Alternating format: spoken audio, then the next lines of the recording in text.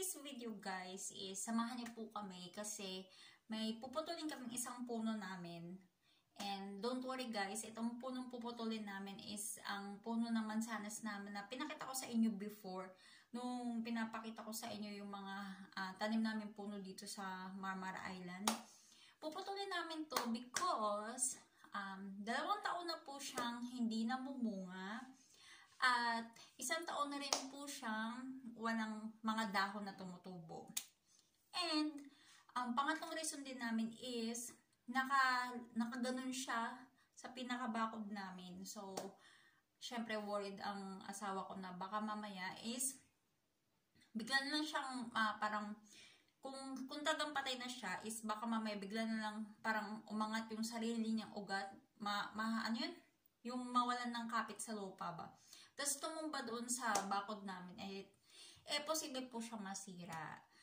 So today, samahan nyo kami, puputulin namin siya, tapos gagawin namin siyang pangsiga, or parang, kasi dito po sa Marmara Island is, wala po kaming line ng natural gas na ginagamit pang heater.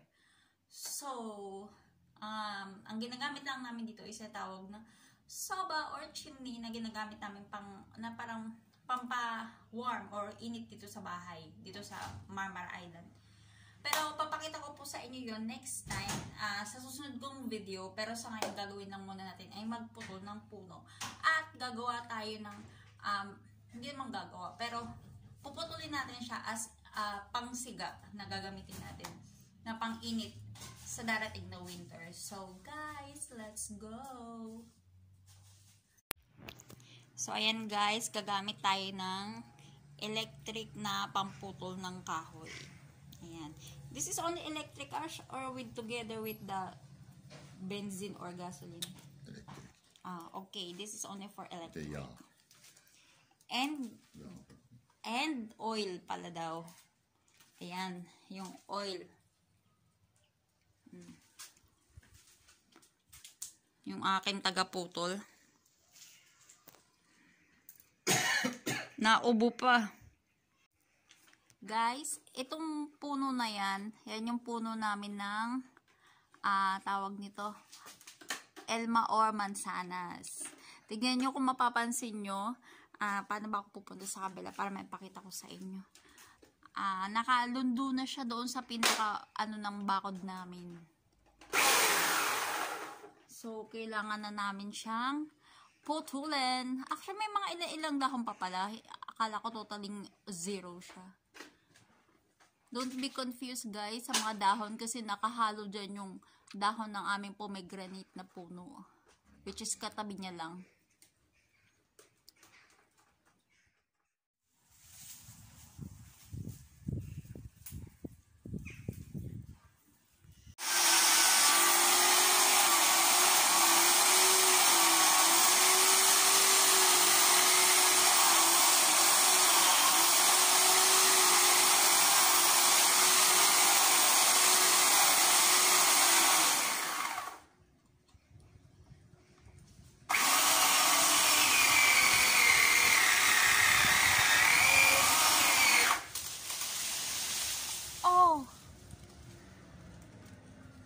Gule-gule.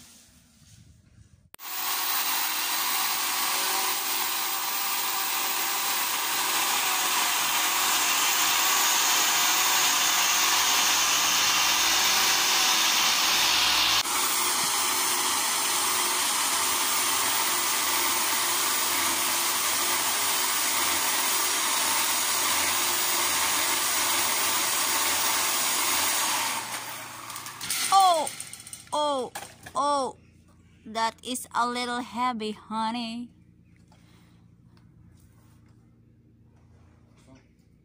Evet. Hello, look at what happened in our grills, guys. Nayupi. Ang bigat niya kasi.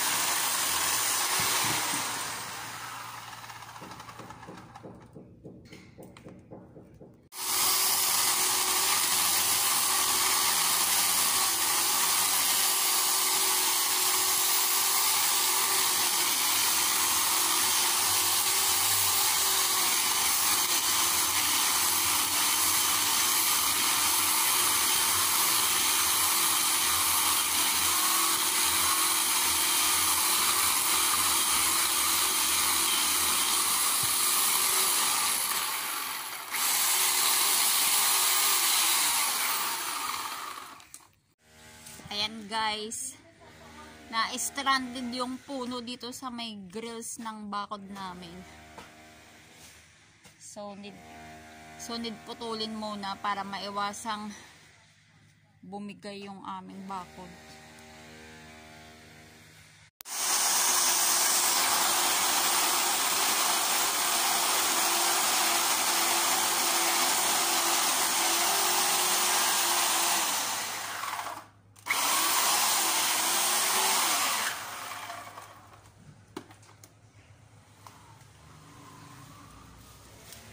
Ash, bidaha, one more cut.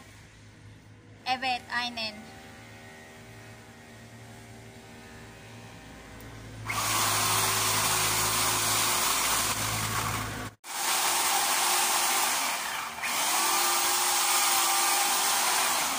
Pop.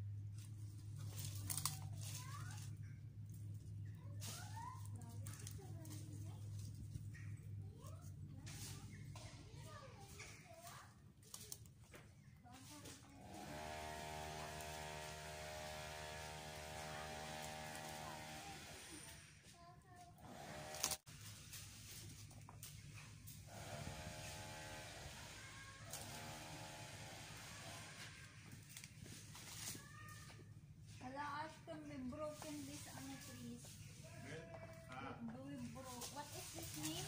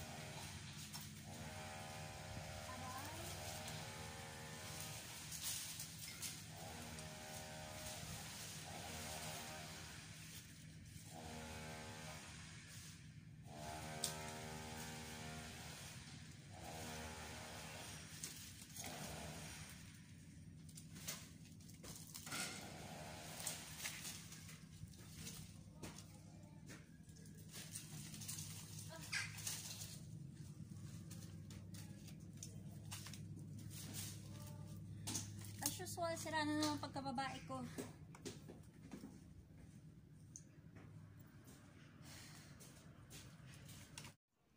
So, ayan guys, naputol na namin yung puno. May ibang malalaking part pa na nandoon. Ayun, nakita nyo. Ando doon pa yung isa. Ayan, medyo umaliwalas na siya dito.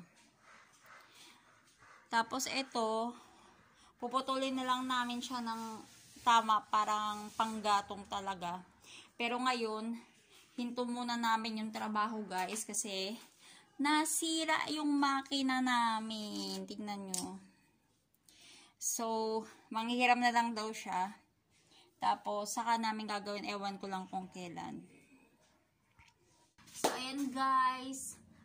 Bali, naputol na namin yung puno. Pero, hindi pa namin siya napuputol na panggatong talaga. Pero anyway, konti na lang naman trabaho yun.